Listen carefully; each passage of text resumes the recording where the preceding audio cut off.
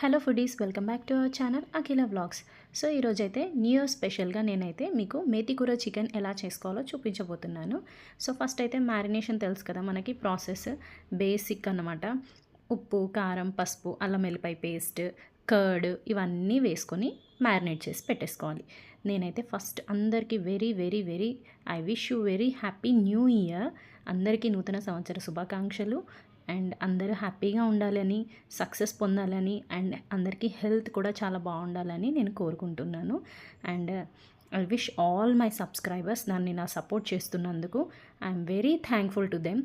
So ఇక్కడైతే నేను ఒక బాండి పెట్టేసుకొని ఆయిల్ పోసుకొని మనకు కావాల్సిన ఆనియన్స్ని కట్ చేసేసుకొని మనం ఫస్ట్ అయితే ఆనియన్స్ని రెడ్డిష్గా వచ్చేలాగా ఫ్రై చేసుకోవాలి. తర్వాత నేను మ్యారినేట్ చేసి పెట్టుకున్న చికెన్ని ఇందులోకి వేసేసాను. సో మ్యారినేషన్లోనే నేను ఒక 2 పచ్చిమిర్చి కూడా కట్ చేసి అందులోనే వేసేసాను. చికెన్లోనే మ్యారినేట్ చేసేటప్పుడు వేసేసాను అనమాట.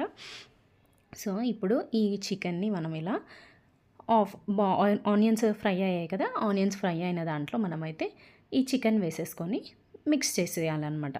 మిక్స్ చేసేసి వాటర్ పోయొద్దు. ఫస్ట్ అయితే చికెన్ అయితే ఆయిల్లో ఉడికేలాగా చూసుకోవాలి, అప్పుడైతే మనకి బాగుంటుంది. ఫస్టే వాటర్ పోయకూడదు.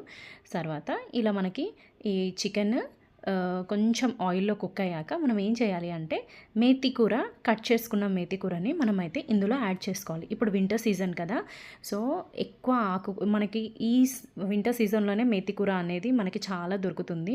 సో మనమైతే ఇలా మేతి కూరని యాడ్ చేసుకోవాలన్నమాట. యాడ్ చేసుకొని మళ్ళీ ఒకసారి మిక్స్ చేసుకోవాలి. సో ఈ వింటర్ సీజన్లోనే మనకి లీఫీ వెజిటేబుల్స్ అని చాలా దొరుకుతాయి. So leafy vegetables are rich in vitamin E, potassium, calcium, so magnesium, vitamin K. So ఇలా మనము లీఫీ వెజిటేబుల్స్ మన ఎవ్రీడే లైఫ్లో యూస్ చేసుకోవాలి. సో మనం ఒకసారి మిక్స్ చేసుకున్నాక మూత పెట్టేసుకున్నాక ఒక 15 మినిట్స్ ఉడికిచ్చేసుకొని తర్వాత చూసారు కదా, ఎమ్మి ఎమ్మి మేతి కూర చికెన్ రెడీ. సో దీన్నైతే మనం ఖచ్చితంగా ట్రై చేయండి. Thank you for subscribing to my channel.